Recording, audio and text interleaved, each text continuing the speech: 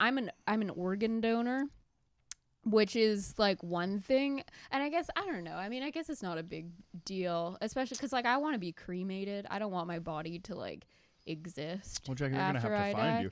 See, this sounds like the donating society. You know what I mean? At that point, I mean, they're gonna have to. Oh my God, no! Like find your body. That sounded awesome.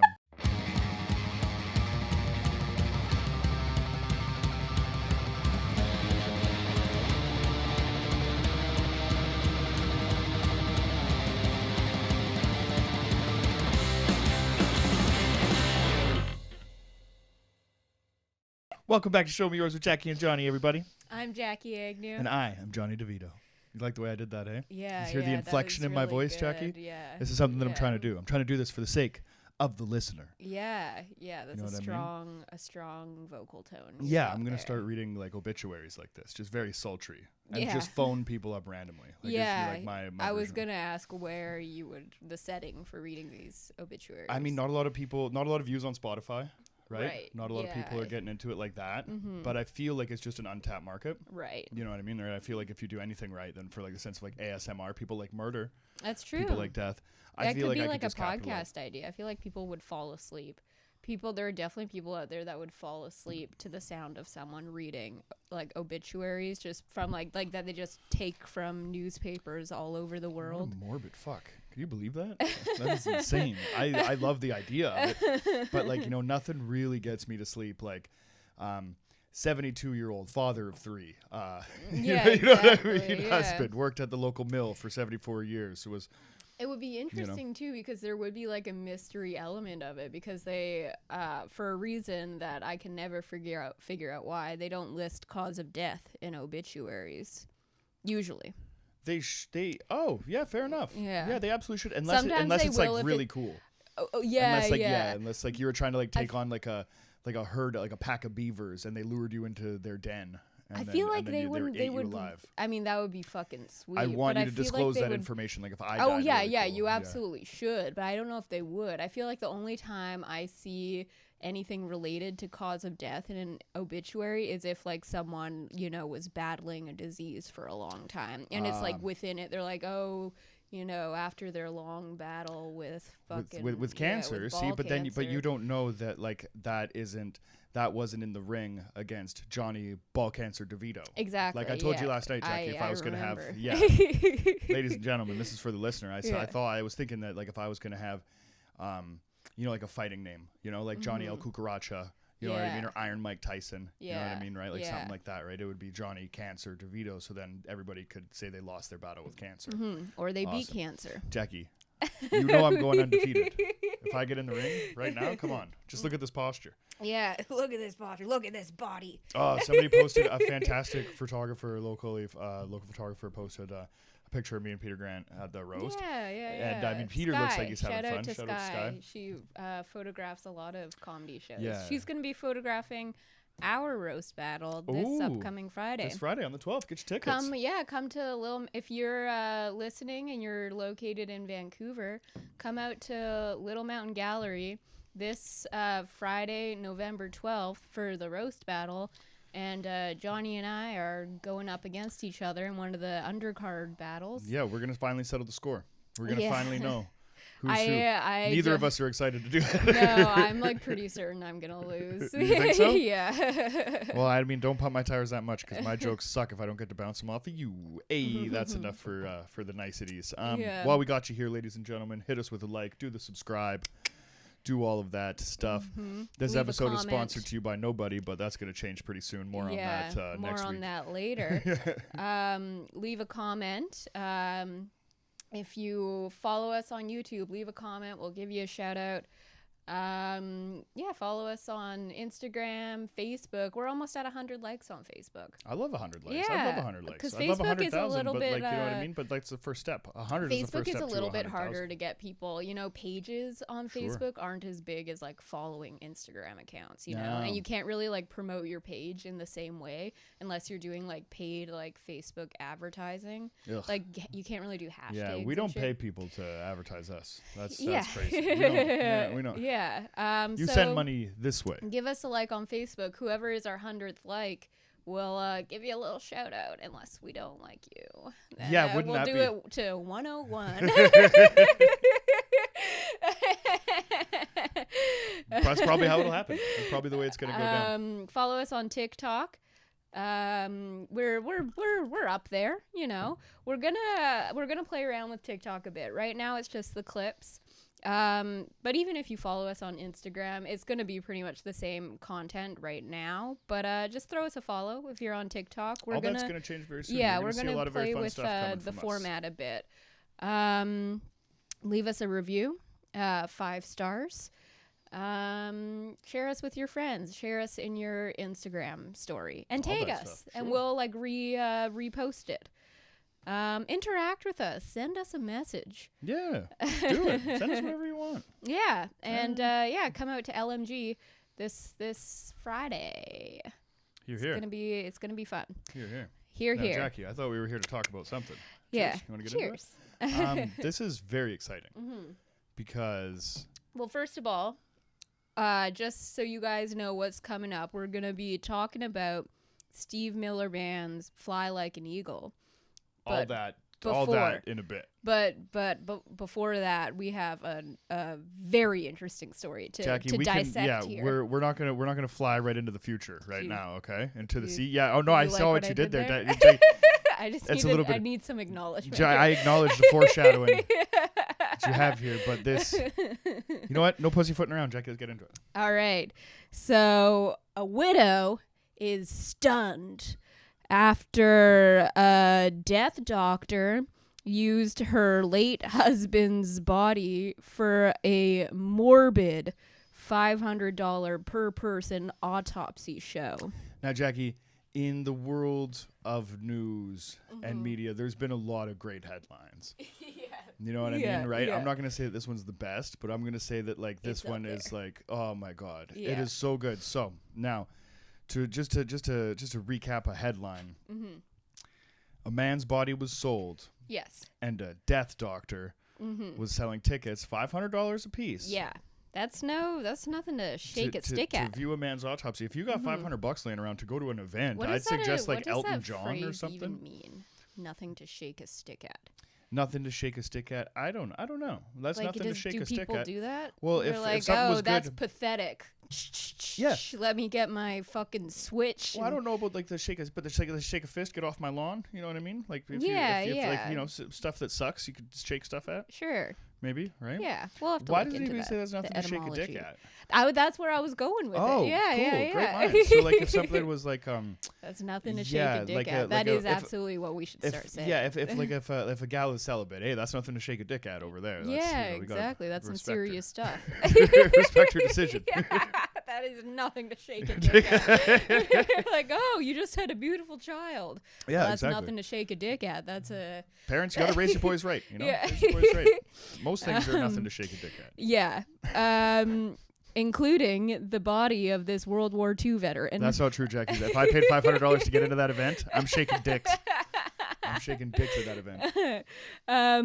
So this is a widow of a 98-year-old World War II veteran who passed away in August, and his body was donated for scientific research. But recently, the widow discovered, because of a news report, that his remains were sold and used for an autopsy show at a Marriott hotel in Portland, Oregon, Jackie, where attendees paid $500 each to watch. What event are you going to at a Marriott hotel where you're paying $500? Jackie, the only event that anybody's ever gone to a Marriott hotel for is like a company Christmas party. That's like significantly more than the rooms there. Oh, absolutely. 100%. Right? The Oregon Marriott is, I'm assuming there's a convention center, right? Yeah. Okay, so the guy, his body was purchased for $10,000. So the company, his family selected this company to donate his body to for research purposes. And I'm going to say their name because kind of fuck these people. Sure. It's the Las Vegas-based MedEd Labs. And they, in turn, After the body was donated to them, body of a World War II veteran was donated to them for scientific research. They then sold this body for $10,000 to death science founder Jeremy Ciliberto. Is he my countryman? Ciliberto. It's I mean, there's a vowel, so dirty fucking Italians. Like they're cutting people open. Jesus fucking Christ! But the fascinating part was like that the lady found out through the news. Now, I mean, okay, we're not gonna like fuck this company, right? Well, let's get all that right out of the way right now. Tragic story, but hilarious. Like you could not write that better. Say, you know what I mean? This widow, grief stricken, in the kitchen, just like making some cookies, right? Yeah. She thinks she sees her husband out in the lawn, but oh no, that's just the neighbor that's creeping on the window or something. You know what I mean? Something terrible, right? Yeah. No, now the cookies are burning, Jackie. Yeah. Takes the cookies out. Jesus Christ, this is terrible. I can't make these for my grandson. And then she goes in there to check on him, maybe bring him a glass of milk with no cookies when he's expecting cookies. And he's a little prick. He's like, fuck you, grandma. Like she already has a whole lot going on, right? Probably had kids young, you know what I mean, right? I'm sure at this, in these things those happen. times, Yeah, right? And you know what I mean? So life for her is absolute hell. And then at this moment on Channel 5 News. She turns on the news because she just needs any distraction to not think about the recent death of her husband, who was a hero. Yeah, no, like I bet like he was meaning to fix the steps for like 10 years or something. She tripped on those coming in the door. You know what I mean, right? Oh no, like the jacket still smells like his like his cigarettes and his She's probably wearing his house robe, of course, wearing right? his slippers. Still, and then she just turns on King 5 News. I just want to forget about this guy for a second, right? I just want to forget about my husband and sit down and watch the news. Let's sit down and watch King 5 News. Live from the Oregon Marriott. Yeah.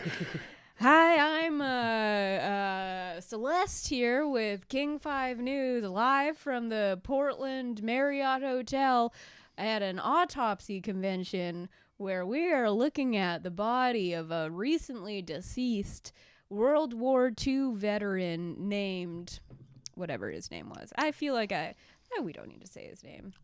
It's in the article. Oh, fair enough. But and we'll post the article in the caption. Caption. Yeah, you guys gotta check because you guys gotta read this shit. It's by far the craziest. So his body. I'm sure you're all wondering what exactly was the nature of this performance, and I'll tell you. Jackie, they cut hands, they cut arms, they cut legs. Old school listeners might remember that story. I don't think you told it. I didn't tell it on the podcast. Yeah. Okay, I'll tell that one day. Yeah. Here next week. Yeah. So his body was displayed on a gurney in a conference room, where a retired professor of anatomy used a surgical knife to slice into his head, limbs, and chest cavity and removed his organs and brain. Audience members were invited to prod his body during the 3-hour show. See, Jackie, that's why you shake a dick, right? I mean, if they're inviting you to prod, then you can do that. But a 3-hour show, I mean, this should absolutely be like, you know, for like $500 is a steep ticket, but when you think of, you know, the production cost of the show itself, right? So now it's a bunch of oddities and shit that's going on there too, they right? Have so they got to break even. Exactly, here. right? Yeah, they bought the body for $10,000. They only have to sell 20 tickets just to break even. That's true. Just I on the wonder body. how big this conference room was. I imagine. Oh, Jackie, they chose the Marriott. Because I mean, they're known for their vast conference spaces. Oh, absolutely, right? You have Christmas party there where a guy's just shaving roast beef at the end of the fucking buffet line, and they do that, and also human dissection. Yeah, I mean, it's where all the best performances, really occur in the conference room everybody of a says that. Marriott If I've heard it hotel. once, I've heard it a million times. If I'm not going to the Oregon Marriott tonight, then I'm not going out. Exactly. You know what I mean? I got $500 burning a hole in my pocket. Let's go see him cut up. Veteran is getting cut up tonight, and I'm not about to fucking miss it. Isn't it weird? There's an 80-year-old guy too. 98-year-old. 98-year-old guy. Jesus Christ! Yeah. Like that should cost extra, right? You know how rare dead people are to come across, like just like a dead body that you would be able to like dissect or whatever. I bet of the pool of dead guys. 98. Yeah, you get like a 45, 50, you know what I mean? That's probably heart why attack, it was so expensive. Disease and shit like that for sure, yeah. right? $10,000. And the historical value of the body. World War II. Yeah, right? Thank exactly. you for your service. Mm-hmm. My goodness. He was rubbing shoulders with the Nazis. Well, I don't think he was rubbing shoulders. Hopefully he was blowing holes through him, Jackie. Do you think like just on Christmas where they had like a ceasefire? Maybe he went over there, snuck into the thing, like him and him and what's a German guy's name? Him and Hans. Klaus. Him and Klaus fell in love. Sorry. You know what I mean? They found love in that trench. Yeah. And then that love inevitably just turned back to war. It's a love story. It's a tale as old as time. Yeah, Jackie, and right? this is not how he imagined his. After all he's been through. After all he's been through, he has a loving wife at home. Plus, who thought that she was doing the best thing she possibly could. Right? What a noble thing! I can't imagine. Shout out to this lady. If we someone like this lady. who, Listener of the week. If you passed away suddenly, I would not be on board for donating your body for scientific research. Like, just imagine like what that. What if they did something real cool with it though? I mean, if they were gonna sell it if I could sell your body for $10,000 for an autopsy convention, Jackie, it would be hard to turn down. I'll say that much. I currently owe the Canadian government like a little over $10,000, and I mean, if I could sell my body for $10,000, 691, then I'd be out of a whole lot of trouble with our own government. But I mean, if I could use it for you to get ahead, in your life, right? Because if I had that money today, I'd just have to give it all away, and my life would still be exactly the same. Right. The thing though, when you die, any like debt you have kind of cancels out, except for student loans. So the people who survive you still have to pay off your student loans when you die. Really? Yeah. The price of knowledge. Yeah. But I can't just like imagine like what a noble thing to do, to like donate the body of someone you love to scientific research. Like that would be hard Extremely to get your head around, I think. Like I'm an organ donor, which is like one thing, and I guess I don't know. I mean, I guess it's not a big deal, especially because like I want to be cremated. I don't want my body to like exist. Well, Jackie, they're gonna have to find you. See, this like the donating society. You know what I mean? At that point, I mean, they're gonna have to. Oh my God, not like find your body. That sounded awesome. Jesus Christ, clip that. You moved on from it so fast. They're gonna find your body, Jackie. I mean, like if you donate it to science and you want your body to be cremated, then they're going to have to track down all the sources of the places that they sold your body to, because maybe they sold like your thumb to thumb science building, and then they sold your foot to foot science building. Well, that's why I guess I don't know why the idea is so like unsettling for me, when it's like I just want, like, for me, I think that the most settling thing is just for the body to not be there after you like take off into the nether realm. I think there's an energy factor. Like, do you like, are you holding on to this bag of bones? Like, do you have a piece that's of my like thing, but I think that again, that's why the idea of it being preserved for people to do what they will with it for research and shit, like that creeps me out. For my body to be like examined and someone's stuff like that. Someone's gonna slap a titty around and stuff like that. Like, what if they're just not gonna treat you right? Yeah, I think exactly. Like, my thing for me is that like my dick doesn't look cool unless I touch it a couple times. So like when I'm dying, like everybody in science is gonna be like 6'3", 230 pounds. It's a big dude. Oh. Well, that's unfortunate. Well, and I'd be like, I was in the pool, like I've been dead for like ever, but I just don't think that I'm gonna die with a hog on me. So like in that sense, right? Well, that's just embarrassing. It's similar. I got a lot of recognizable tattoos in the face and stuff like that. I'd be a public figure by then, hopefully. Yeah, it's similar to flicking nipples. I would need to plan ahead and have like a designated like a nippleectomy before. Well, no, because you couldn't flick the nipples after death. What like it wouldn't like. So the blood you would need like flowing. some kind of like a nipple implant so that you're like your nipples always look hard. Always hard, yeah. Yeah, but there's no dick surgery for that. There could be. I don't think there's nipple surgery for that either. I know, but I think it'd be easier. To just transplant like other stuff a little marble in there or something, and it just looks all sweet and hard all the time, right? Yeah. Like for me, I just like put a kielbasa on it. That's dead bodies are soft bodies, and we want to be like they turn to liquid. Be hard. Yeah. I mean, don't ask me how I know. And so this body became a part of Siliberto's, so the death science founder, his Oddities and Curiosities Expo. And he said that this is a quote from him, that his company, Death Science, made it clear that they would be selling tickets, and that the body broker had provided an anatomist for the event.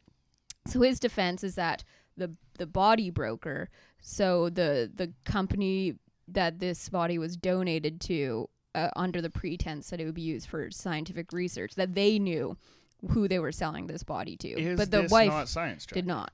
Is this not science? I see. But if this was held in a medical institute where students were watching this body be performed so they could learn how to further go and give autopsy, stuff like that, right? It'd be a totally different story. Yeah, because they're not paying $500 each. Yeah, exactly. It's like Barnum and fucking Bailey and the Ripley's Believe It or Not people are coming an Oddities and Curiosities Expo. Like, see, Jackie, it's purely for pageantry. Yes, but like you could go there and buy, like, you know what I mean, like a straight jacket or like like embalming equipment from the 1800s. Like that shit is cool as fuck, but like I can't afford it, and I just want to go there to people watch because like that's where you see like people that just wear like top hats and like steampunk goggles for fashion, right? Yeah, that's where you find like long flowy purple coats. Yes. And people with fingerless gloves. Yes. Not ironically. And that's the kind of world that I want to surround myself in, if only for an afternoon.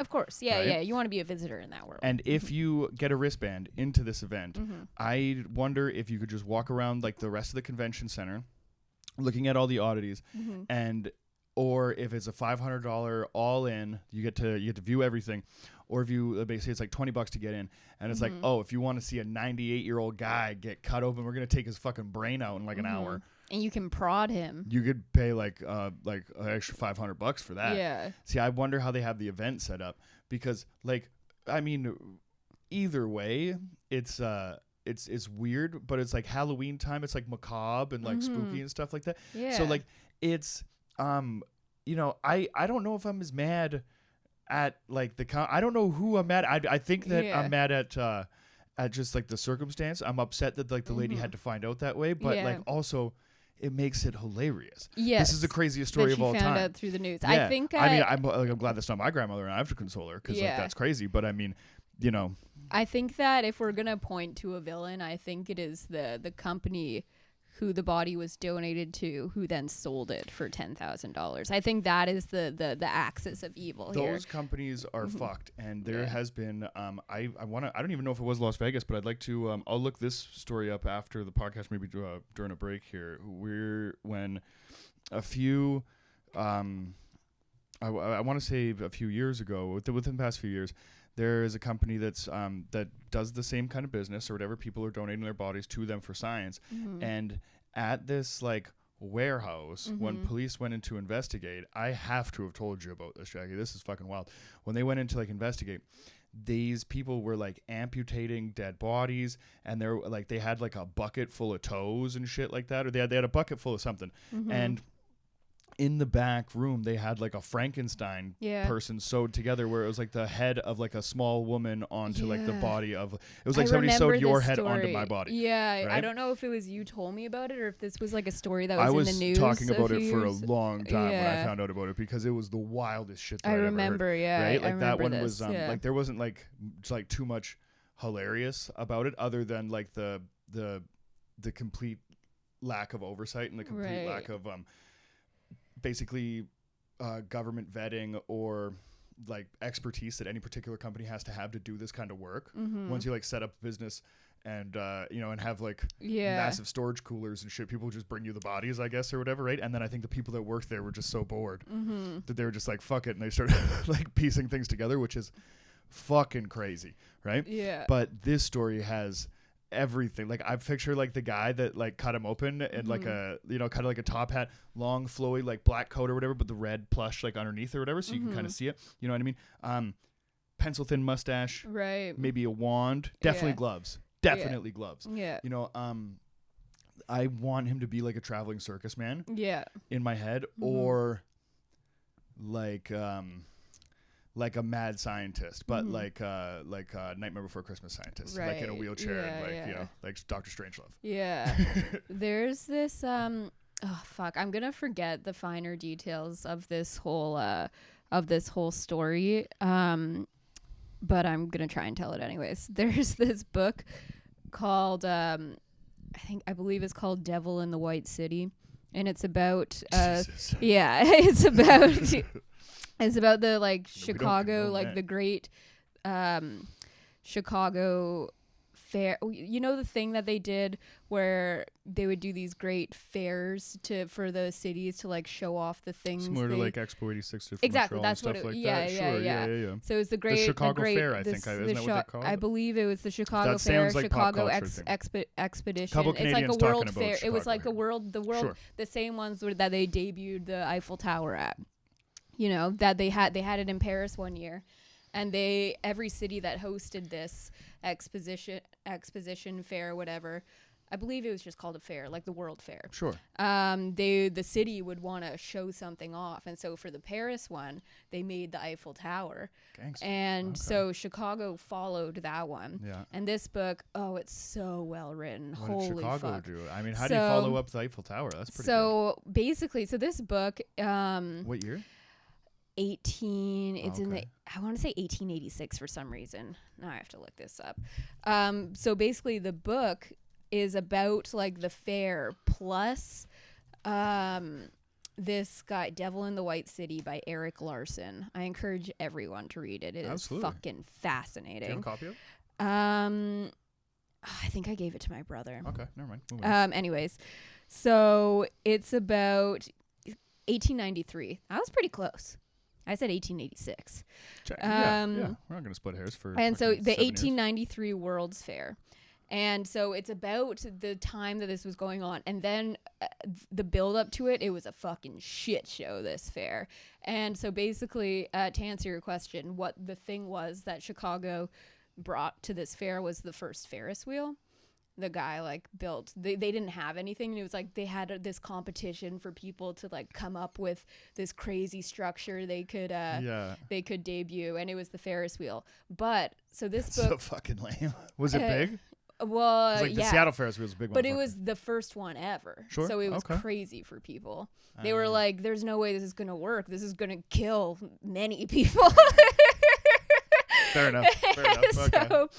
So the book talks about, you know, everything leading up. It's so interesting, such an interesting like little capsule of history. But at the same time, in Chicago, there was this guy, Daniel Burnham, who was this like crazy like mass murderer that like was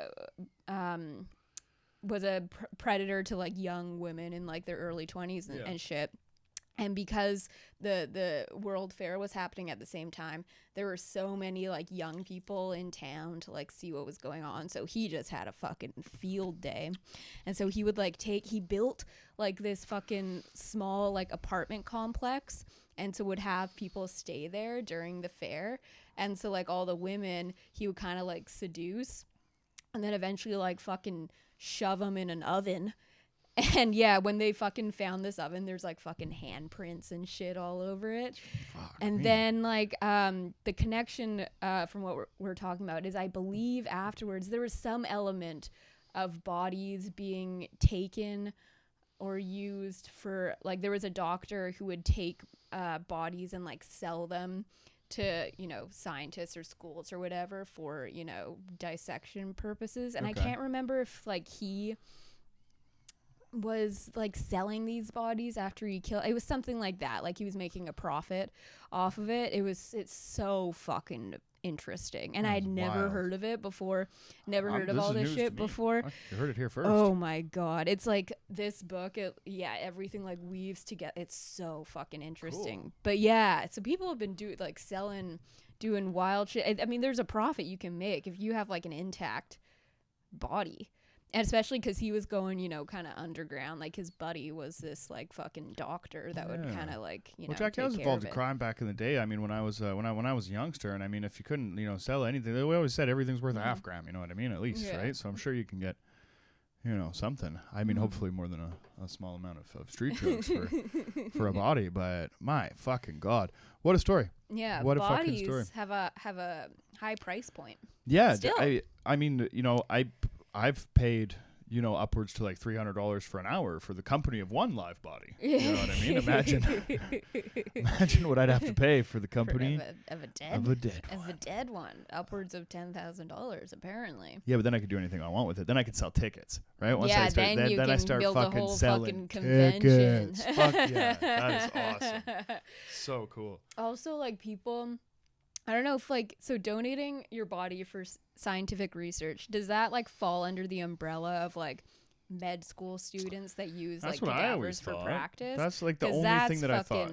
Because like what else? What a way to like end up. You're just like gashed apart by somebody these. Has I can't remember whose bit it is, but like imagine you're just like the body that like the kid fails and he just comes in all hungover. They like throw an F on your titty. I can't remember fucking something like that. Like so weird. So the whole concept is creepy to me. So I just want to be cremated. I just don't want like with a physical. Yeah, burn me up. Yeah, burn me up. No, I'm into that. I like the take my one. organs if you must. I don't know. Like some of them might not be like that great for you. I don't like liver. What you mean? Your probably fucking don't want. Yeah, your probably liver is just a fucking liver. punching bag. Yeah. Just a fucking. I don't know the state of my lungs. Your liver's just an old leather sack. Yeah, like an old lady's coin purse. Exactly. That fucking thing is useless. Oh, that's awesome. My brain, though. Yeah, we can take a we're little gonna break. Take our first break. We'll be right back. Our first of many. We take breaks now. We take breaks. And we're back. That we are. That we are, Jen. Yeah, just small shit. correction. Oh, God. Oh, is it unfreezing? Is that why it does that? I don't know. We have some frozen beverages here. We have a frozen beverage issue, Jackie.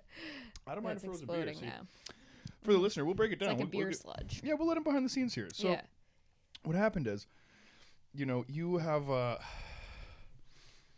tremendous lack of respect for me, so you bought me warm beers.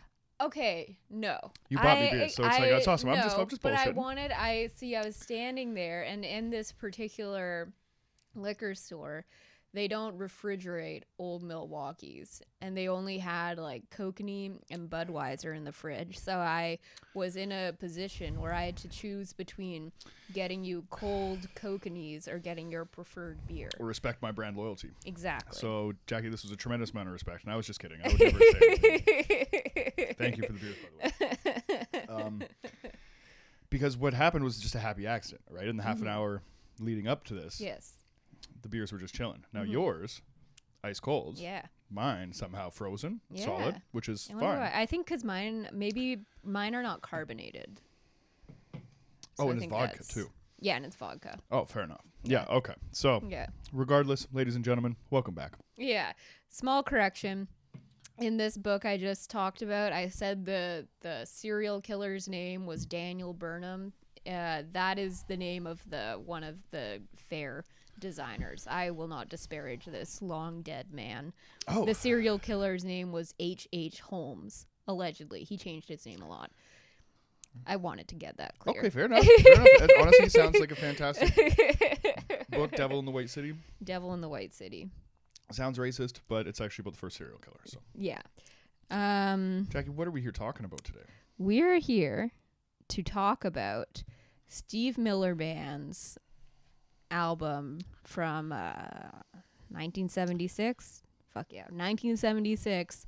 Fly Like an Eagle. Time keeps on slipping, slipping, slipping into the future. I love that. You like that, Jackie? See, sometimes like a lot of people don't know this, but I have the voice of an angel. Yeah, right. But I also harmonize. Yeah. Oh, well, don't, Jackie. There's like the team, like the team thing. The earning potential here is fucking tremendous. But the important thing that we need to address before anything is that I don't know anything about Steve Miller Band. I mean, up until like listening to this album, obviously some undeniable hits, some classics, fucking classics. But there's no song in the world that is more classic or takes me back to a better place than that of my mom's couch when I'm a kid watching Space Jam on VHS on repeat. Yes. So, whereas I'm going to say right off the top, this album is not my favorite from front to back. I think cohesive issues and a little bit all over the place as far as a full album is concerned. Sure. But you brought me like the best, like the best song of my childhood. Nice. So that's pretty cool. Nice. The one on Space Jam is actually a cover by Seal, as I'm sure you know. Oh, then fuck this band. But so this album is the 9th studio album. Yeah. Seal's over here covering Steve Miller? Oh, yeah. It's not much different. It is very similar. So this is the ninth. A little more psychedelic. Yeah, okay. The ninth studio album. This by beer stinks. Steve it's all Miller over the Band. desk. It does. It smells a lot like skunk smells like some beer drink in here. Yeah. Just to let you guys know what we're dealing with. Yeah, just the conditions we're working under. All right, to give you this art. This is gonna die for your art. Released May 1976. Formerly, for any of you who don't know, they used to be the Steve Miller Blues Band, but when they signed to Capitol Records in 1967, they changed their name. So the same year that this album was released. If the Steve Miller Blues Band made this album with like 5 of the songs that are on it, I would have a gripe of calling them just a blues band. Yeah, so they changed their names like right before this album came out. So this album was pretty like immediately successful with 3 like huge singles that I think most of you have probably heard. Obviously, Fly Like an Eagle, Rockin' Me, Keep on a rockin' me, baby, and Take the Money and Run. Go on, take the money and run. Classics, undeniable. Yep. So it's often cited as one of the greatest rock albums, though I will say if you listen to it now, it can admittedly sound a little bit dated just because of like the way that it's recorded. It's very like atmospheric, like a lot the songs kind of flow into one another. And it definitely sounds like an album from the 70s. Like you would never hear an album like this in modern day, so it is a bit can sound a bit dated, but I think it's the mix. Like the jarring thing for me is the hard changes from like pure psychedelic kind of trance stuff all the way to like there's a run. I took some notes when I was listening to this because I wasn't going to remember it specifically, but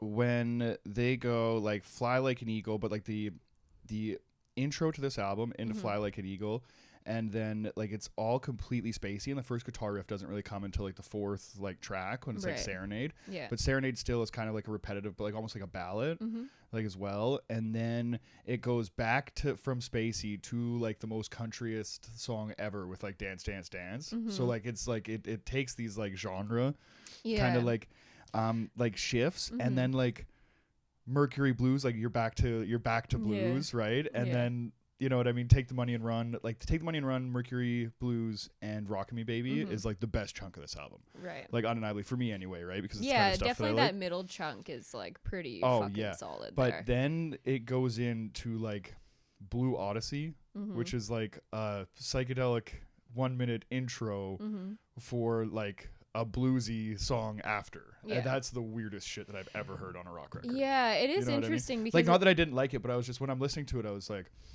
where are we going here? It does sound like it could because it does there is a lot of mixing of genres in this album, but at the same time they have all that like atmospheric stuff that makes it kind of flow together. Like it was difficult last night when we went over to Ty's and we listened to kind of the first half, and then we were coming back and we started where we left off, and it was jarring. Different record. It's you know what I mean? difficult. Like if you're not aside from like the hits that you can obviously take out and listen to whenever.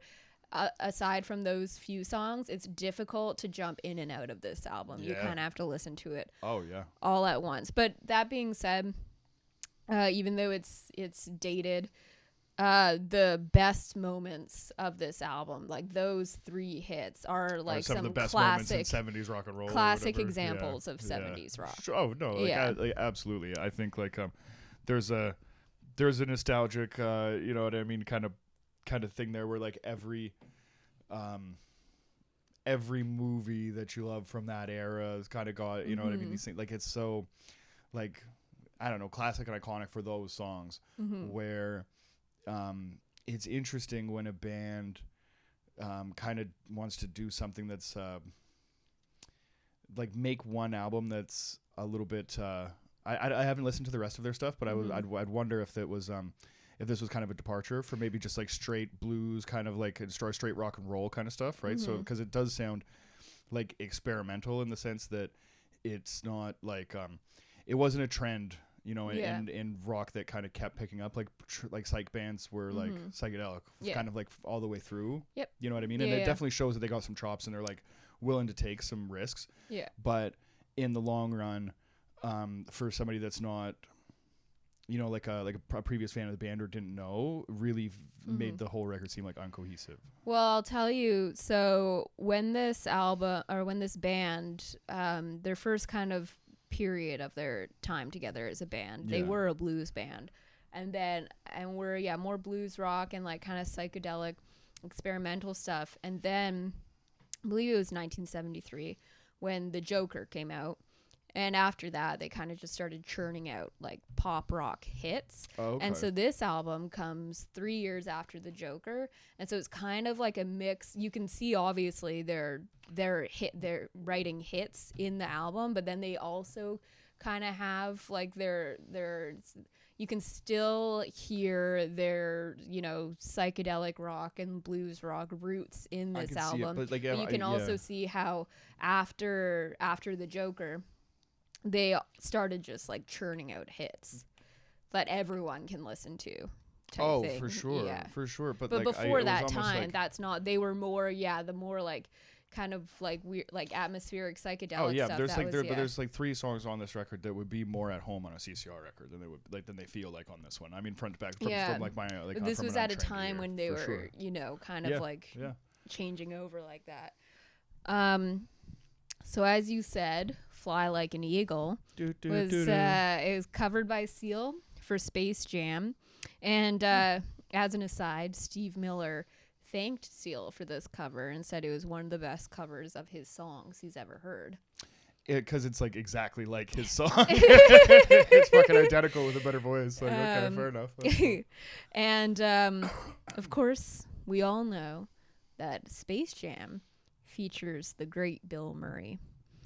And amongst other greats, but for the purpose of this question. Oh, we got questions? Cool. It's question time. Friend of the show, Bill Murray. Friend of the show, absolutely. And he's known for his shenanigans. Oh, he's number one. Hijinks. Popping up places, fucking going behind the bar, making drinks for everyone. Exactly. That stuff, So, if you achieved Bill Murray level notoriety and fame, I don't know what for. and didn't have anything else to do with your time, what would be your Bill Murray-esque shenanigan? Bathhouse. I'd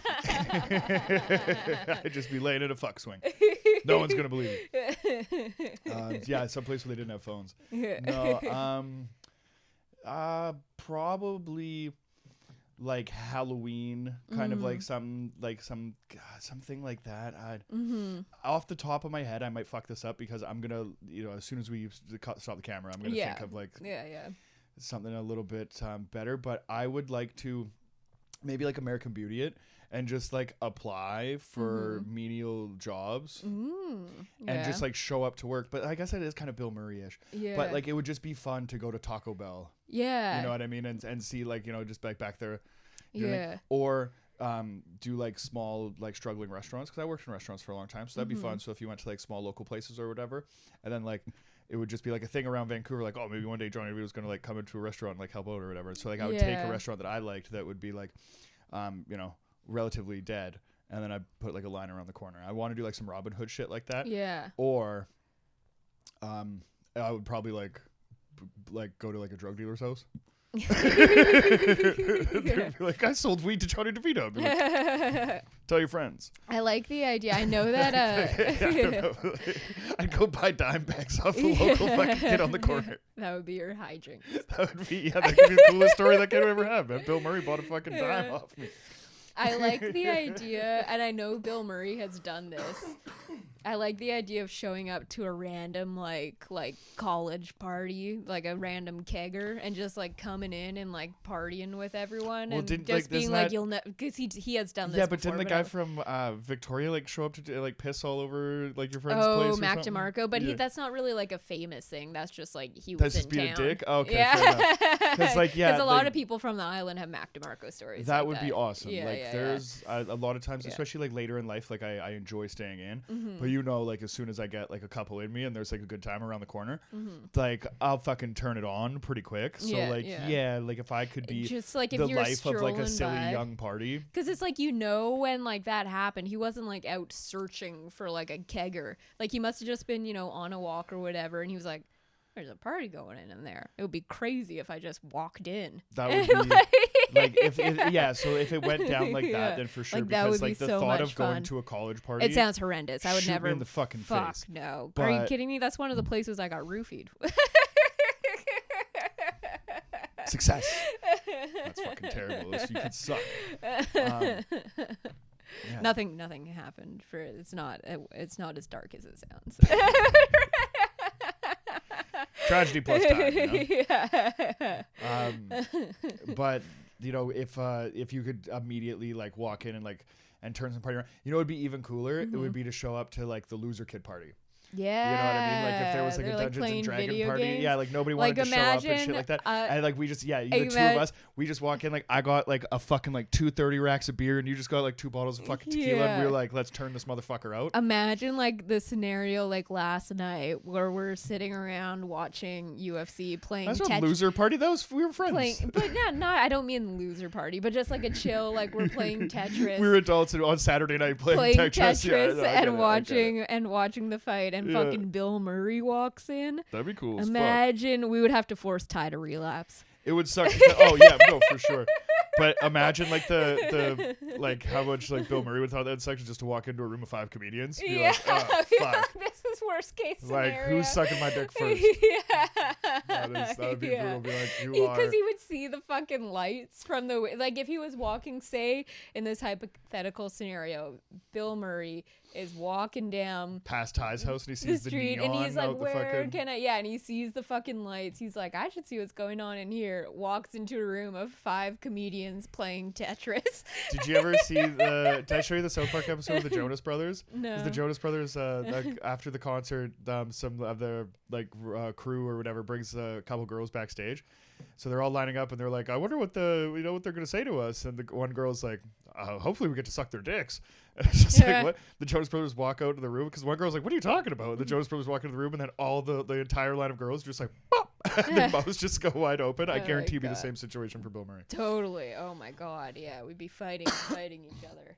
Yeah, you'd have to fight us off him, which would be weird. Like Bill Murray died in a weird. But a situation like that, I think, would be fun. Like a one-off. Like obviously, we don't want to be hitting up college keggers every day. But just I think there'd be like a serious decline in our career after that. Yeah, they'd be like at first it was like fun, and now it's like kind of weird. They're like seeking they don't even out. want us there anymore. Yeah. But just to do like a one-off like that, and for it to happen like by chance, it'd be like so much that, fun. So much fun. So goddamn to cool. like be walking by and to know that you're that well known that it would be wild for you to walk in, and there wouldn't be anyone being like, who the fuck is this person? I would love that. Would you be into that level of recognizability? Because it's a two-handed sword, right? Like obviously, you know what I mean. There'd be the good side of it, the bad side. Because like there's a lot of times where you're not into the shit. Yes, that's true. There are parts about it I would hate, but to be if I'm being completely honest, it's like I really do love attention that much. Yeah, absolutely. And I know if that ever did happen, I'm sure I would hate it. It would make me so anxious all the time. But just like thinking about it now, and when I'm in a position where I'm like, there's no way that's ever gonna happen, I'm like, that would be fucking awesome. Oh, totally, just to have that much attention. Yeah, but where I'm coming from, I'm gonna be like, Yeah. that will happen. I'm saying like 5-6 years. Yeah. We're Yeah, going when to that keggers. happens. When? We're gonna fucking show up. Look out. All right. Oh, I got a few here. These are all okay.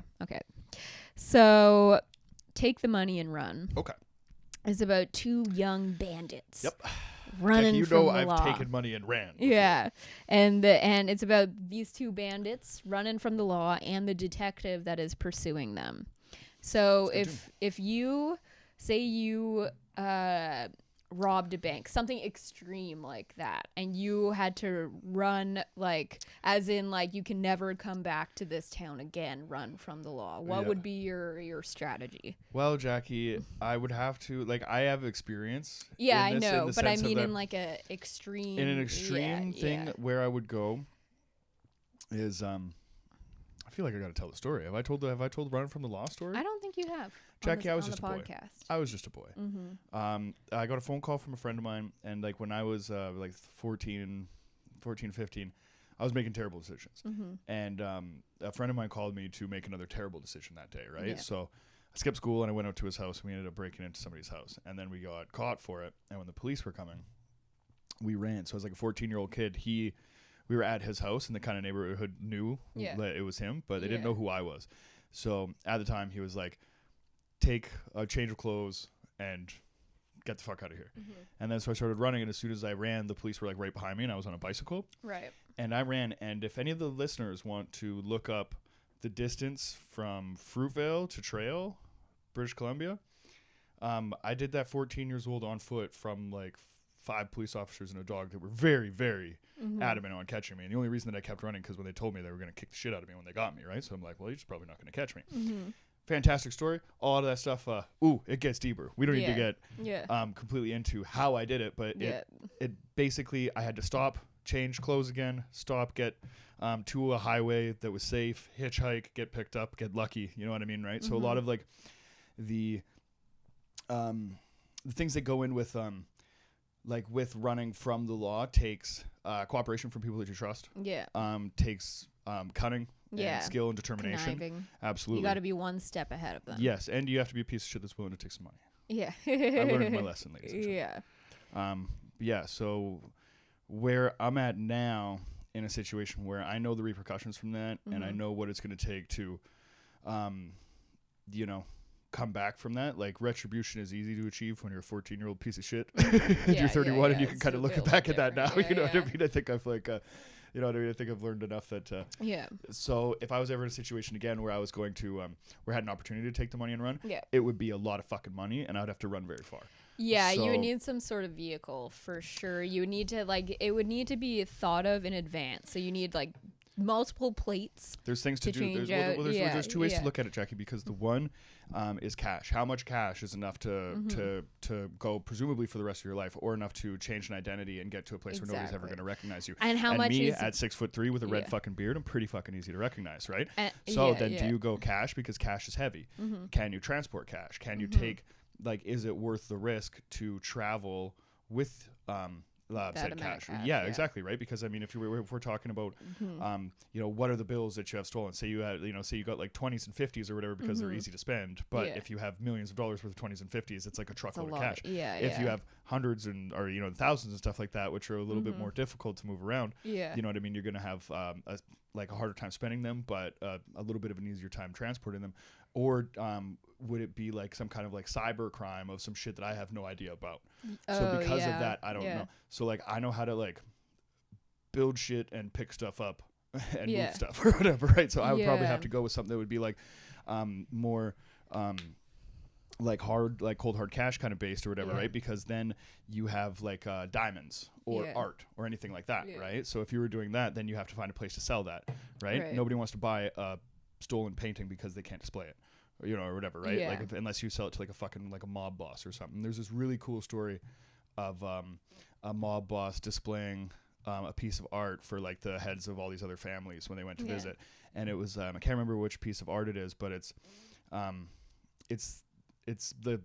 like a king standing in front of some fucking thing, but it's the same piece of art that when James Bond goes into Dr. No's lair, he walks into this lair and there's like a little 4-step going up, and he's kind of following Dr. No as he goes, and James Bond notices this painting and he stops and he remarks at it for a second, because when the year that movie came out was like a year after that painting got stolen or whatever, and it was rumored to be in possession of organized crime, right? So you'd have to like know somebody like that would want it for their own ego, you know what I mean, right? Like the world of crime like that is fucking insane, right? So if you got like an opportunity like this, it would have to be dumb luck. You'd have to take it, and you would have to go, I think, like somewhere remote.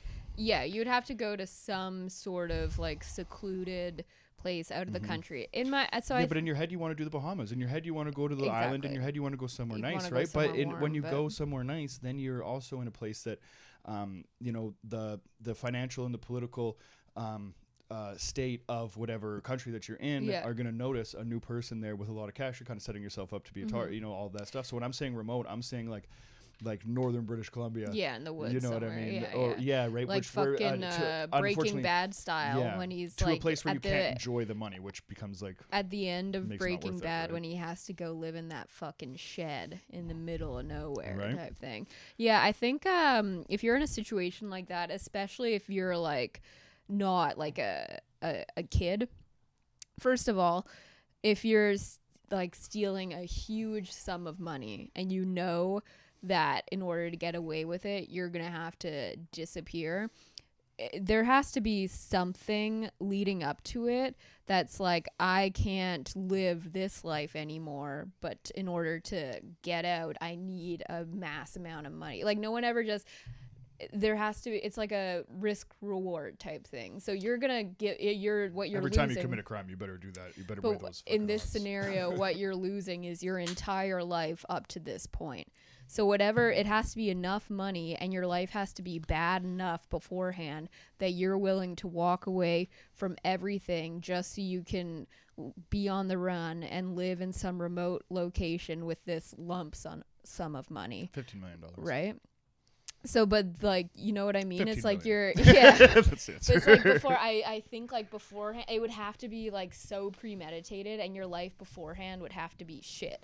Like so shit that you're just gonna fucking peace out. Yes, I think that's the thing. Like, you'd have to have enough time to kind of change your identity. By the time I got up north, I would set up like connections, like people who are gonna help you along the way. I'd bury it. I'd bury the fucking shit out of that. Well, I shouldn't talk about this because if it ever comes up in court, then where is it buried? No, I would bury it in unmarked locations, and then I wouldn't disclose that. That information. Like the thing that you have to worry about is cash can deteriorate, right? Or like it's you know, they say it's waterproof and stuff like that, but over a period of time, like if you're gonna bury money, then you have to the earth is gonna get at it, right? So you know you have to like take care of that. I think sinking it again, like if it's for a short term. Well, yeah, but if you had something, you know, completely airtight or whatever that you could do that. The thing is, like, you'd have to also be able to like retrieve it. Yeah. Right. So like, I mean, if you're gonna sink it in the middle of the lake, you have to hope that some fucking idiot doesn't come there with a crab pot, fucking jar, you know, bar, you know, like in lakes, people that want to swim in them, they'll take things on the back of their boats and kind of drag up the seaweed and stuff like that. You know what I mean? There's so much potential. I like the middle of the ocean. And then you just scoop it down. But again, you know what I mean? Like, you need to think about the depth. You need to think about the all the logistics that it takes to get there. Where no one is going to be fishing or have any traps set up or anything like that. It would be incredible. I mean, that's why I think I would go to, because like if I was going to do that, then more people know. The more people know, the more chance that you have, right? Because then you have to hire a boat camper to get you out there and fucking all the thing, right? I have my boating license. Well, Jackie, then you know what? Then you fucking sink it, all right? I'm not sinking it. I'm burying my shit. And final answer. I'm the captain of this boat. Well, yeah. Everybody knows that. Okay. So Steve Miller, his mom was a singer and his dad was a recording engineer. So a lot of their family friends were musicians and like big musicians. So like T-Bone Walker used to hang out at their house a lot, as well as Les Paul and his wife. And the Les Paul taught Steve's first guitar teacher when he was 5 years old. And then when he never had a chance. Yeah, and then when he was 9, T-Bone Walker taught him how to play lead guitar. So what is a skill that you were taught when you were really young like that you still use now? I could blast a fart. Like, skill that I was taught really young that I still use now. My uncle was involved with like the Knights of Columbus and all that stuff. I don't know exactly who they are, but they put on like a basketball tournament or whatever. So like free throw champion and stuff, free throw championships and skills competitions and all that other shit. And when I was a kid, my brother won it. I never won it, but my brother's pretty good from the free throw line, but I'm a better like all around basketball player. And I think that was because my, I had a family member that was into it, and he was my great uncle. So his daughter is now head of like UBC's athletic department. Her husband is the head of the like UBC men's basketball program. So that was definitely something there. Like before I even went into like a PE class to like play basketball, like I already knew how to kind of knew the fundamentals and like how a shot works. And once I figured out the mechanics to that, like I'm still pretty good. You saw me out there. You know, yeah. Kid can shoot. Shoot. Better than me. yeah. Thanks for the confidence. I'm fucking draining threes out there. And fucking no props. What are you gonna do? I'm just joking. I'm just fucking with you. It took me like fucking 20 minutes to get one. Oh yeah, I was there. But the kid is nice. Yeah. So it'd be either that or just like how to like simple stuff. My grandfather was always like tinkering, and there's like always like men around like working on cars and like in the shop and stuff like that. So like I know how to like swing a hammer and turn a wrench and stuff like that. So I think like that kind of stuff is just being like mechanically inclined and shit. So I think that would be it. Yeah. I wish it was guitar solos. Yeah, right. Yeah, I think I don't know, I think definitely one is like cuz my dad is an IT guy. I started doing shit on the computer when I was like as young as I can remember. I was like working on a computer. It's probably like fucking, when did we move to Abbey Road? I was probably like 4 or 5.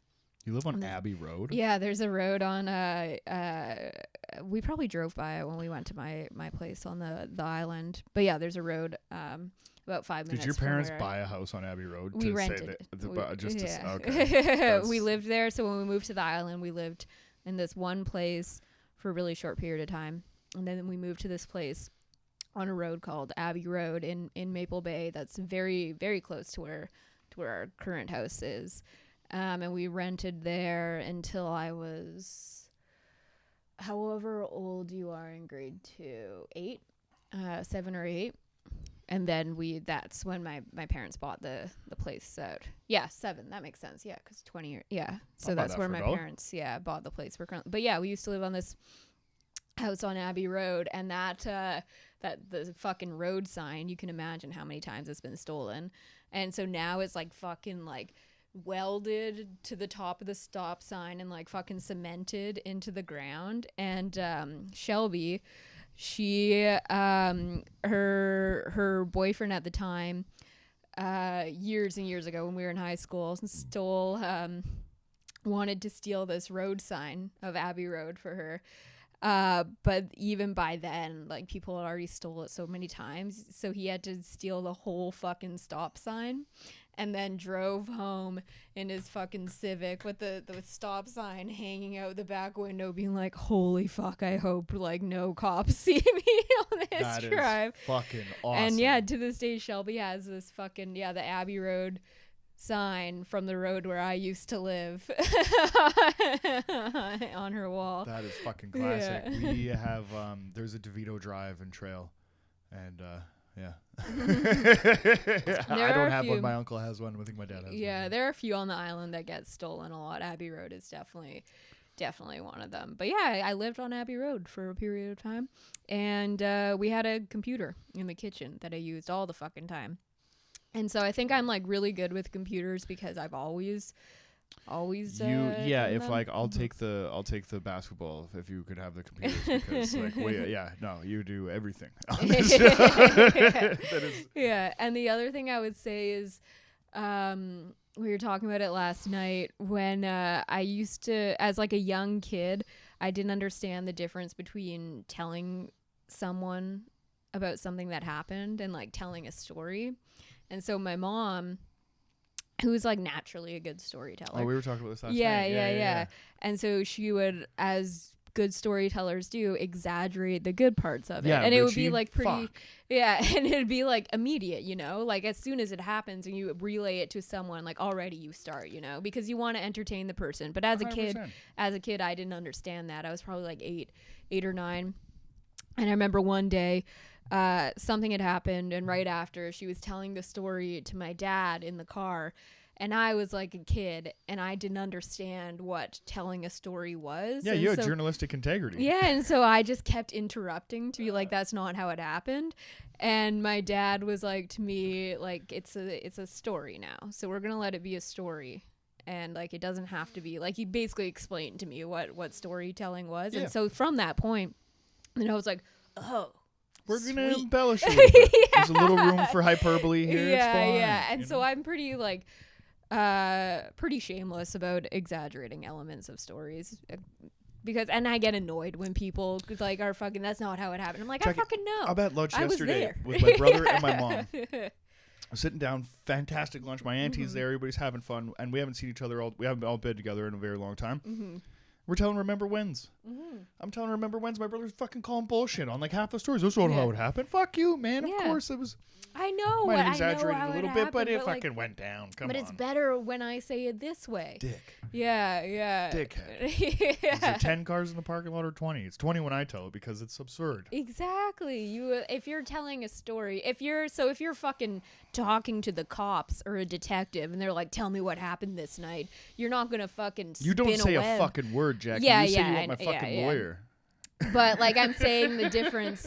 I'm saying there's a difference between relaying past information and telling a story about something interesting that happened that you're going to go through the effort of making more entertaining for your listeners by embellishing certain parts.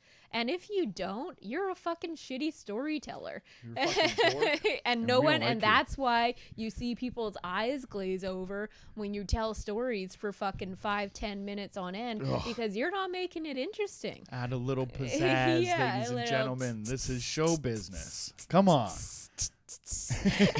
Give him the hi-hat, Jax. Give him the hi-hat. You got something else? We land on this plane. I got one more. Oh, okay. So in 1972, Steve Miller got in a car accident and broke his neck. Dang. And which put him out of 1972. Jesus. So 4 years before this album came out. And that put him out of commission for like a year. And during that time is when he wrote like a lot of these hits. Mm-hmm.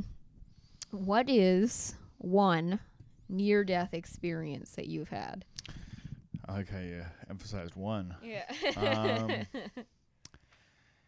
Well, one that kind of comes up, or that came up today, just having breakfast this morning. Mm-hmm. Got a couple things we're going to clean up. We're going to have somebody new moving into the apartment and stuff. So I wanted just to like wolf down some food and then and get after the shit that I had to get after. And I just... I didn't necessarily choke, but I had it was like a mix of like indigestion, whatever was happening, but you could just kind of feel this lump in my throat going down. And I haven't had that in a very long time, and I've choked on so many fucking things leading up to my throat surgery in 2013, 2013 or whatever. So before I had that surgery, my esophagus was like constricted because there's so much scar tissue and stuff from the acid reflux and things that I had. So I would choke like pretty regularly. My brother gave me the Heimlich maneuver when I was eating mini wheats. I just like ran upstairs and like I'm choking, like my airway is completely blocked off, and I was like a kid at that point, so I'm staring down the drain. And your brother knew how to give you the Heimlich maneuver, or did he just fucking wing it? No, my brother's been pretty like at that time he was in like Sea Cadets and shit. Okay, so he had some kind of like maybe like a level 1 first aid or just like basic knowledge of how to do that or whatever. So that happened. Cereal was bad for me. Some Life cereal, the most ironic fucking thing you'll ever choke on is Life. And that was kind of a similar situation, but the guys that I was with didn't know how to do the Heimlich maneuver, so I was basically just like bent over a railing and some guys just like hammering on my back. Do you know how to like do it if you're alone? No, it never. Yeah, I didn't even know that was possible, but I'm gonna look into that. I think you like throw yourself against a chair. It's on one episode of 30 Rock. Tina Fey's character, Liz Lemon, gets like very paranoid that she lives alone. She gets very paranoid that she's gonna choke. Yeah. And so like, one day she starts choking, just like fucking throws herself against a chair like repeatedly. I think about it a lot. That one's it's really fucking terrifying because like it's the. I mean, anything that's like super sudden. Obviously, there's been like near car accidents or some like some bad slip and falls or whatever. I fell on a snowboard one time and I just like looked up and I saw this like tree stump just like sticking out. I was like, if I was like 6 inches forward or whatever, so it's like stuff like that. Yeah. Has happened quite a bit in my life, but the choking is always weird because it's just like I'm having a conversation with you right now and I'm just like kind of like hovering through like the food that is you're ingesting to keep you alive. Yeah. You know what I mean? Like, so that's the fucking thing where everything like immediately stops. And when your airway is blocked off, you go into immediate panic mode. And like those ones are the worst to me. Yeah. They're fucking terrifying. But I got to the point where like they happen so often and like I could like force them down like pretty quick. I was eating Chinese food in the mall food court in Vernon with Shelby and my friend Shelby, your friend Shelby. Yeah. There's a lot of Shelbys. With my buddy, and we I was choking, like I just looked at him and I said, I'm choking right now, we need to go to the bathroom, you need to give me the Heimlich maneuver. And he's just like, right now? And so I just like I could feel it happening, like it wasn't about to happen yet, but it was like on its way down. Yeah. So we got up and he gave me the Heimlich maneuver in the bathroom, and there was this guy with his kid in the stall, and they came out and they're looking at me, they're like, you okay, man? And I was like, yeah, that was wild. And I'm just like, take a breath. Yeah. I looked at him, I was like, okay, we're good. And I just walked back to the table and I finished my meal. Yeah. And Shelby was looking at me like, what the fuck, man? And then even the guy with his kid was like, why are you still eating that? Yeah. I was like, well, just a little fast. You know? But after I had my surgery, I like drank my meals for like 2 or 3 months after that while my throat was healing. And then after that, I was very cautious and like over chewing like everything that I ever ate for like a long time. I guess like until today. Yeah. And like so in like 7 years later or something like that, like I have my first like memory. Yeah. Ooh, and it wasn't good, Jackie. That just happened this morning. I was like, oh, okay, yeah. So we're back to chewing slow. Yeah, I get paranoid about that as well, and like I get so weirdly, I don't know, superstitious is the right word, but in my head I get so worried about like choking if I'm like alone. Hell yeah. And then I'm like, but if I look up how to do it, then that means it's gonna happen. So Jackie, I'm eating Frosted Flakes one time and I just moved to Vernon, and my girlfriend at the time, she was at work, and I'd gotten off work or I was gotten off school or whatever, but it was in the evening, and I was sitting down like watching cartoons, smoking bong with a big bowl of Frosted Flakes, loving life. Everything is awesome. And then I choke on it, or like my airway starts to like, get blocked off, right? And I've been here a bunch of times before. So I start to lose my shit. And I open the door to the hallway. Yeah. Because at this point, like my airways is pretty well blocked off. I'm still like just barely breathing, but I'm like, you know what I mean? Like this is the time where I need help. Like seriously. Yeah. So I start running down the hallway, banging on every door in the apartment, and nobody comes out.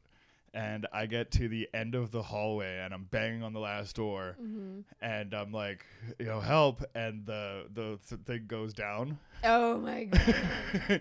And at that point I'm just out there and I'm just like, hi. And like my apartment door is open, smoke everywhere. And I'm like, well, this is fucking embarrassing. So I just run down the hallway when I've been like pounding on every door. And then I just like close the door and I'm behind there and I'm like freaking out. Like, so I like look out the window. And like a couple of people start like poking their heads out the door, and then like I open the door and what's going on out here? Oh my God! I was so fucking embarrassed, but like they had to have known it was because my face is red. So I'm red, like like like breathing pretty heavy and shit like that. But like at that point, I could be like, I was gonna die a couple seconds ago. Yeah, I get pretty. I fucking last. Cereal's year, like. I got like a tattoo of Tony the Tiger, but I don't eat cereal very often. Last year I was going through this thing. It was like around this time last year when like shit started hitting the fan in my life, and like I would get this like weird like anxious thing where whenever I ate, And I was also like working so much at this time. Yeah. And so I would get home so late and be like, I just need to eat something, and I wouldn't really be thinking about it. And I would get this weird like anxiety thing where I would start to swallow something and I would like overthink it. And then I'd start like it would be like kind of like like right at the top of my throat. So it's like I have the choice to either try and like keep swallowing it or like cough it up. And then I would just be sitting there try to go up before I go down. overthinking it and just like trying to breathe. Cause I could still breathe at this point. Yeah. But it's like, it's just cause I was overthinking it so much. But yeah, I think even now, I mean like now, cause I don't, like I live alone, but I'm not often like eating alone, you know, like we usually, I'll have like breakfast, but also when I'm eating at home, I'm usually like in a rush. I'm not at home that much. And so I still have to like, you know, remind myself to fucking chew slowly and shit like that. Slow down. Yeah. But, the other one you were saying, falling while you were snowboarding, there was one time where me and when we were kids, we were up the mountain fucking every weekend. Mm-hmm. And one time, me and Kelly, we were so young. I was probably like maybe 6, and so he would have been like 4. Maybe he was 5 and I was 7. It was something like that. But even 7 feels like I was too old. We were super young. And we were skiing, and like we were confident skiers from a young age because we skied so much. And so we'd veer off and go down the trails, and Mount Washington on the island is a pretty small mountain. Yeah. So we knew the whole mountain so well. Yeah. And my parents didn't really like worry that much because they're like, they know this mountain. If you grow up on it, Red Mountain has a lot of terrain and stuff like that. And a lot of it's pretty dangerous, but we grew up around like really competent skiers, and we, you know, we had a lot of like, like avalanche training and stuff like that. Even like that, like we would go, you know, they nowadays parents, I don't know what they're doing with the kids, but it sounds like there's a little bit more, you know, more oversight than we had. Yeah. And we started skiing from such an early age. Like we moved to the island when I was me and my brother, like we were good young, like we were like hiking backcountry at like fucking like 15 or something. Fucking stupid and dangerous, but like that's what we were doing, right? We moved to the island when I was 2 or 3. It was like right after Kelly was born. And but before then we were living in Squamish, and I know that I like my first ski lessons were in Whistler. So I was super fucking young. But anyways, and so when skiing with my parents, we would be skiing together. We'd go up the chairlift together and stuff, but then they knew we would kind of like, you know, go have fun and go down the trails and shit, and then we'd fuck off into the trees and shit like that, and then we'd meet at the bottom of the chairlift again. So this one time me and Kelly go off, you know, skirting in the trails. Go skirt.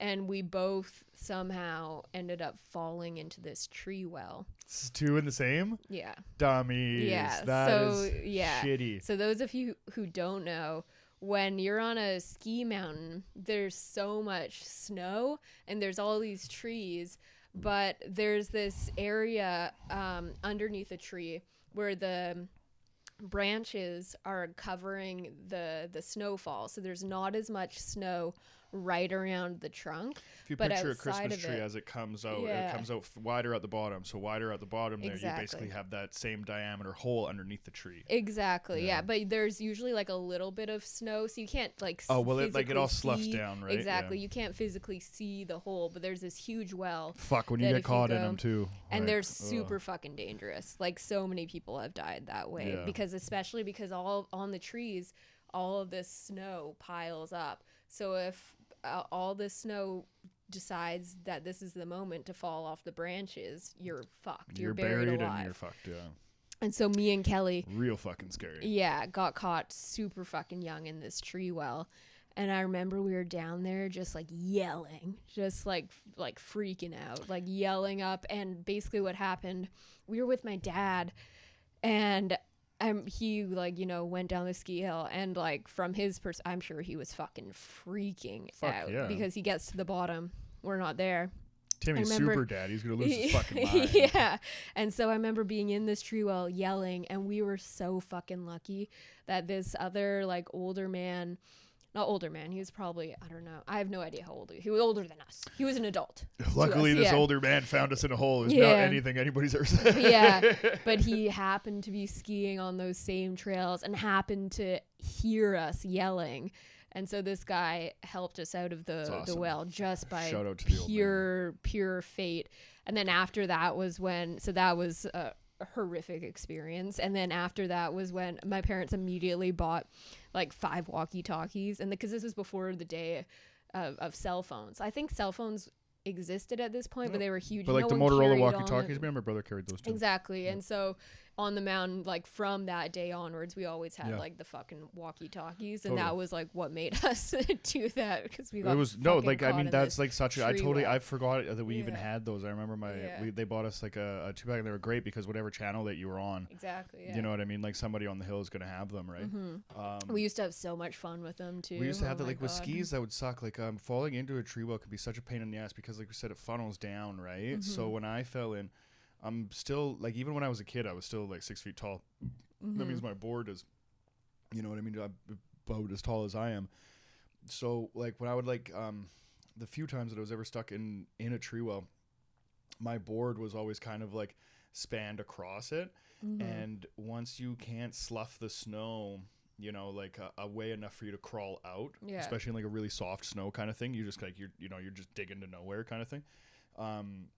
So then with because I never skied, I always snowboarded, so I'd have to take my board off, and then trying to to climb out of that hole became so goddamn difficult that you basically taking your snowboard and you're like tamping down all the snow and trying to like make a shelf out of it that you could then lean on and like make a step as you go up.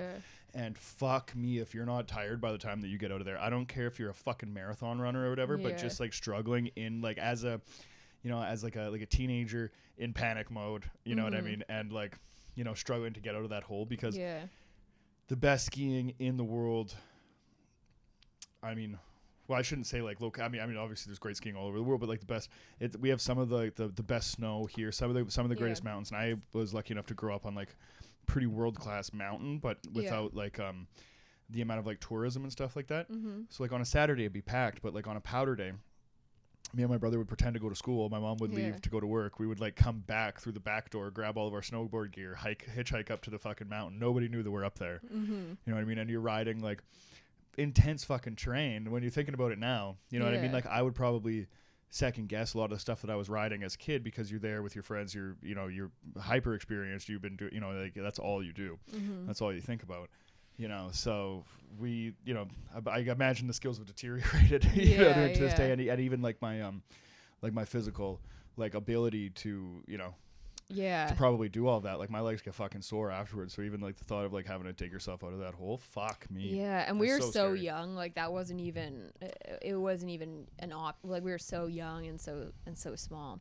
But yeah, fucking like when I think about stories like this and like all the fucking kind of close calls that me and my brothers had as kids, I'm like, because like I don't like really, I have so many jokes about how much I like don't want kids, but I'm like at the age where like sometimes I'm like, oh, just like the idea of it is like kind of nice to just have like a mini me. I would like, because like the world is really fucked up, so I have this weird thing in my head that like if I got the chance to do it, like I would raise the person that would change all this. Exactly. He would liberate the people. He'd probably start smoking crack. Yeah. So like regardless of my jokes, I'm not like that like absolute about it. Like I still, but then like things like this where I'm like, I would be such an anxious mess as a parent, and I fear that I would be like overbearing because I wouldn't be able to handle not knowing where my kids were. Like, it would be so fucking stressful all the time. It would be interesting just, like, knowing, like, the state of the world or whatever. Like, so, like, dealing with, like, just, like, your children's safety in any situation would be interesting, because, like, you talk a lot of shit about, like, you know, we were different then or whatever. Parents let you do whatever and stuff, and, like, which is fair, but... Yeah. You know what I mean? Different kids, like, because they're so much different now. Yeah. Than we were, I mean... When I was 13, like, yeah, sure, I was more experienced in some things, but I was very much experienced in very much less experienced in other things, like, especially with like access to the internet and you know, I was a pretty pretty adventurous young lad, still a pretty adventurous fellow. So like, given the access to all that adventure from a young age, I'd probably fucking rein it in too. Yeah. Like, you listen to me. Well, fuck, man, I would definitely be like, have their fucking like tracking on their phones and all that shit. Like, be like fucking checking up on them. I think the problem for me is it's like, but that at the same time, if you're a parent, you want your kid to be normal. You want to let them have their freedom and live their life. But oh my god, the anxiety! I don't know if I'd be able to handle it. The thing for me is like, I've got so much great advice as a young kid from people that had really been through some real shit. And like, when you get first-hand advice, you'd think that you would take that information and it will help you out a little bit. But I was like, fuck you. This is different now. You don't know what's going on. And then as I look back now, I'm like, hey, that advice is perfect. Everything that that person said would happen, happened. You know what I mean, right? So I have a feeling like any offspring of mine just probably wouldn't, heed my advice, and it would be a fucking shit show. So I'd probably, I'm okay with not. Yeah. But that was interesting. We ran the gamut on this one. Yeah. This is a fun app. Hell yeah, fun app. Next week, we're probably going to have some information for you guys. Fucking just hang out for that. Fucking tune in. And, like, subscribe. Thanks for watching. Yeah, thank you so much for watching. Let's get the fuck out of here. Yeah. Peace.